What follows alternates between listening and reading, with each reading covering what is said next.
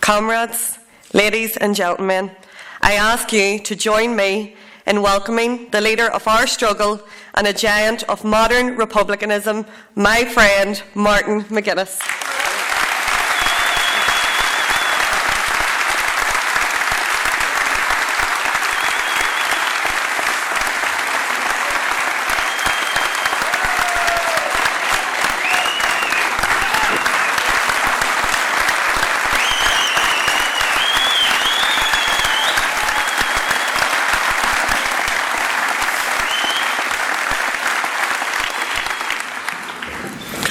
Well, Díomh agus tá fáilte romh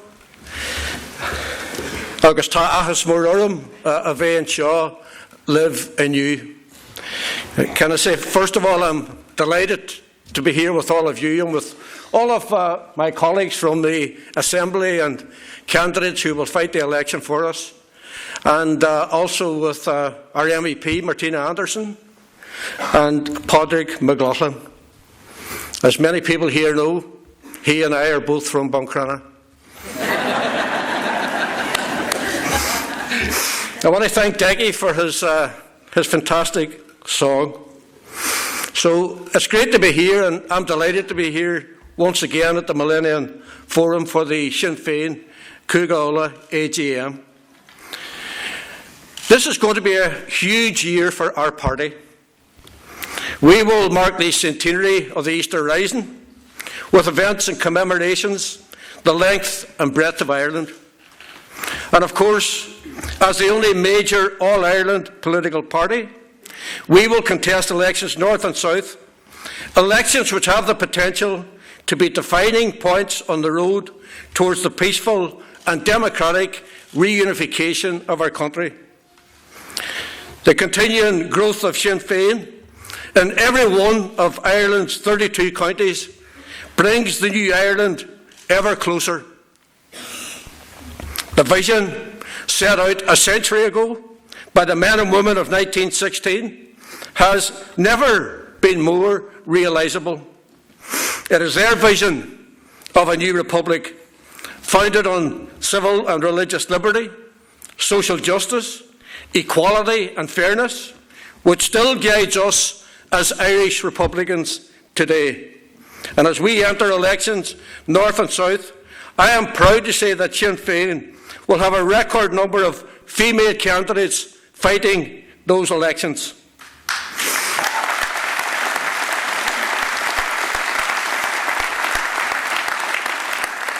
Three of our party's executive ministers are women. 3 out of 4 of our MEPs and more than a third of our MLAs are women. But more needs to be done on gender equality and in eradicating sectarianism, homophobia, racism and bigotry in all its forms, and delivering equality for every one of our citizens. Disgracefully, some of our citizens are still denied their right to marriage equality. That remains a priority for Sinn Féin.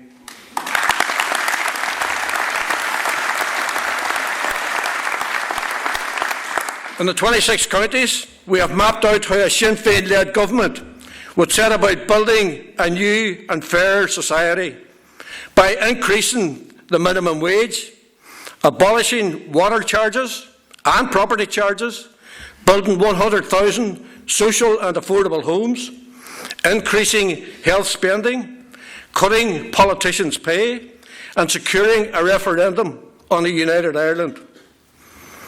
Of course, we are already in government here in the north. It is a government with limitations, given that we share power with the DUP, and the British government still exercises control over our budget.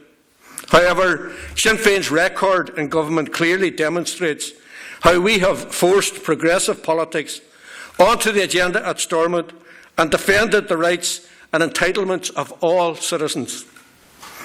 We still have much work to do to create a genuinely pluralist, tolerant society of equals.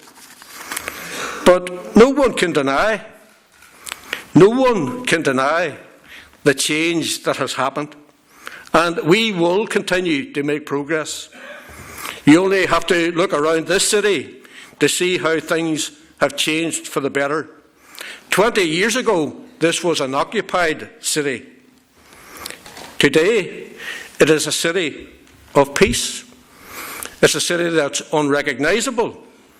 And we are an example in this city for others to follow. So imagine where we will be in another 20 years. Sinn Féin's presence in government has had a real and practical impact on the lives of our citizens. We have been the driving force behind the progressive measures that the Executive has taken. Things like preventing water charges, protecting our lower student fees and free prescriptions, and pensioners' travel. And in the Fresh Start Agreement, we secured over £500 million to protect the most vulnerable in our society. And we achieved it in spite of a British government which is wedded to the politics of cuts and austerity. Well, we in Sinn Féin, we don't do austerity, we do equality. With the DUP, we levered more money out of a Tory government in London that has no mandate in the north of Ireland and even less interest. Other political parties told us that not one more penny was possible. But we delivered a deal with the DUP that allows us to protect our core public services, particularly health and education, when other political parties gave up, or even more irresponsibly, tried to undermine the agreement for narrow, selfish electoral reasons. And Peter Robinson led the DUP in that negotiation, which prevented a return to direct rule and the inevitable Tory onslaught on our public services and the most vulnerable in our society.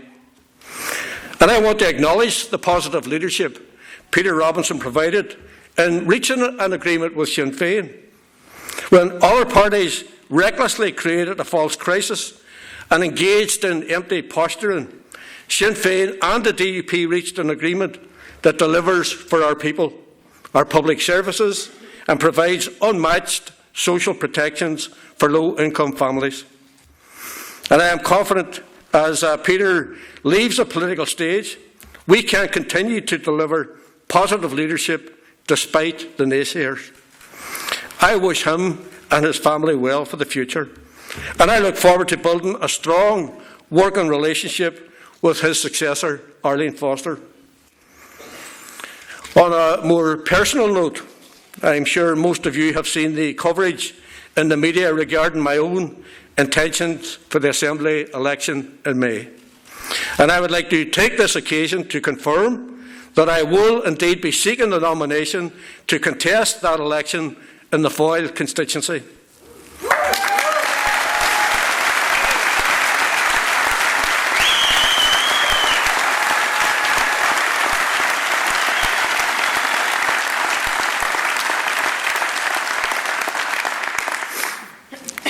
Why am I doing this?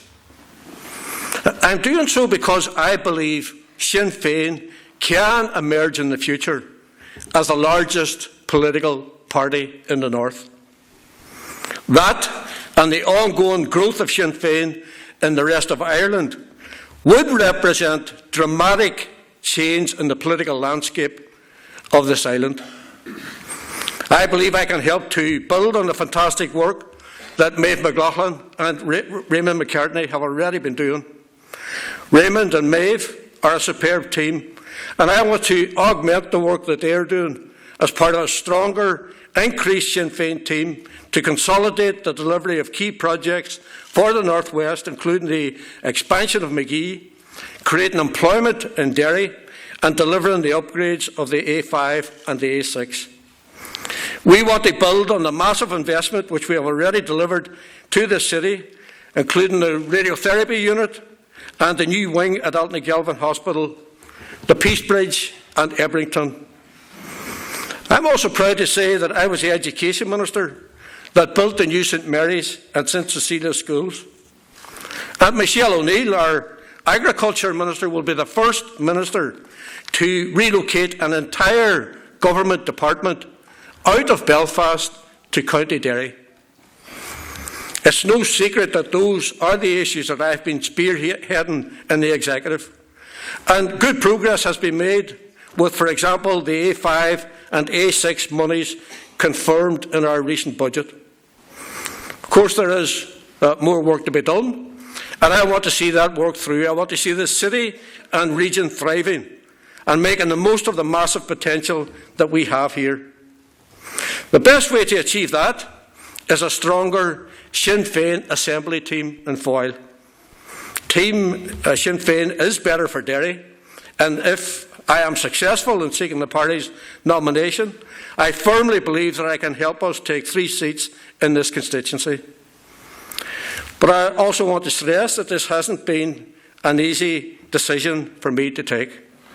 I have served as an MLA and MP in Mid-Ulster for 19 years, and it has been my great honour and privilege to do so.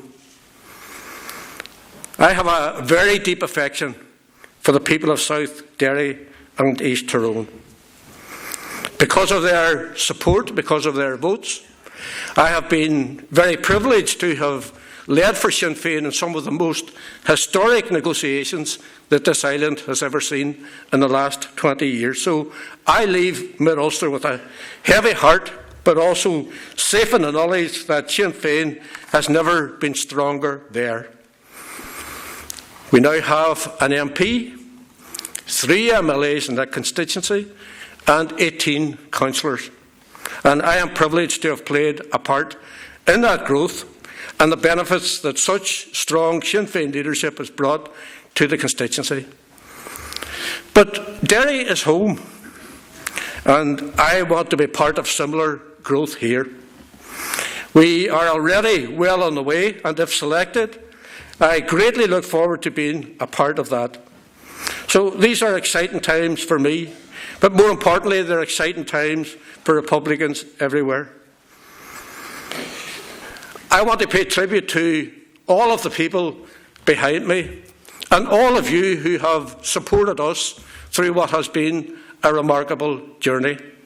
Families make an enormous contribution to our struggle and to supporting activists who are away from home an awful lot and spend a lot of time representing people. And I want to recognise the contribution that those families make.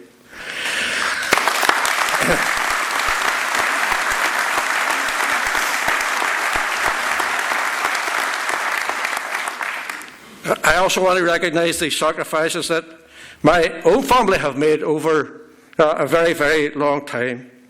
Bernie, Grania, Fionnuala, Fiacre and Emmett, and our 7 grandchildren are the light of my life. And their support, as I know the support of all families, is absolutely vital in giving us the strength to carry on, to represent and bring about the change that the vast majority of our people want to see.